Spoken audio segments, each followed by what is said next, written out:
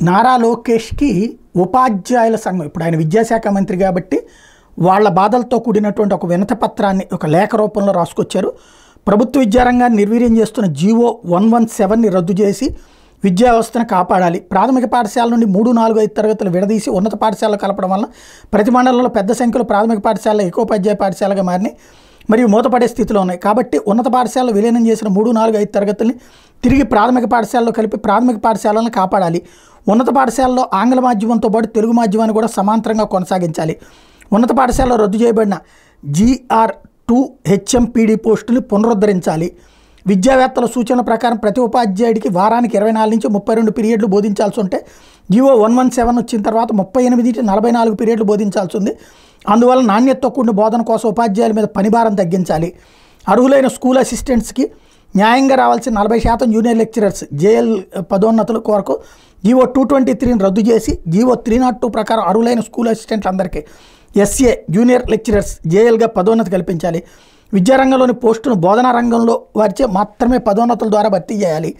2003 DSC ఉపాధ్యాయులకు కేంద్ర ప్రభుత్వ ఉత్తర్వుల మేరకు పాత పెన్షన్ విధానం అమలు చేయాలి. పురపాలక పాఠశాల ఉపాధ్యాయులకు బదిలీలు పదోన్నతులు కల్పించాలి.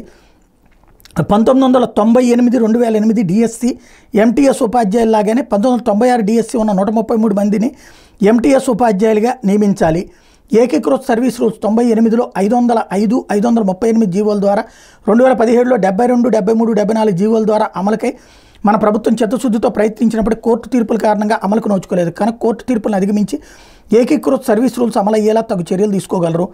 పాఠ్యపుస్తకాలు తరచూ మార్చడం వల్ల SCERT, CBSE, IB విద్యార్థుల్లో గందరగోళ పరిస్థితి ఉంది. కనుక సిలబస్ అమలుపై దీర్ఘకాలిక నిర్ణయం తీసుకోవాలి. విద్యార్థులకు నిర్వహించే పరీక్షల మీద స్పష్టమైన విధానాన్ని రూపొందించాలి. గత ప్రభుత్వంలోని వాట్సాప్ ద్వారా ప్రశ్నపత్రాలను పంపే పద్ధతిని తీసేయాలి.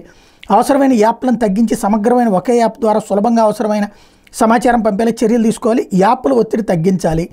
పాఠశాల నిర్వహణ సమయంలో ఆన్లైన్ టైమింగ్స్, గూగుల్ ఫారం నింపడం వంటివి ఆపేయాలి. సెలవుల్లో అవసరమైన శిక్షణా కార్యక్రమాలు నిర్వహించాలి. ఉన్నత పాఠశాలలో శాఖాపరమైన సమాచారం పంపడానికి ఒక డిజిటల్ అసిస్టెంట్ని నియమించాలి.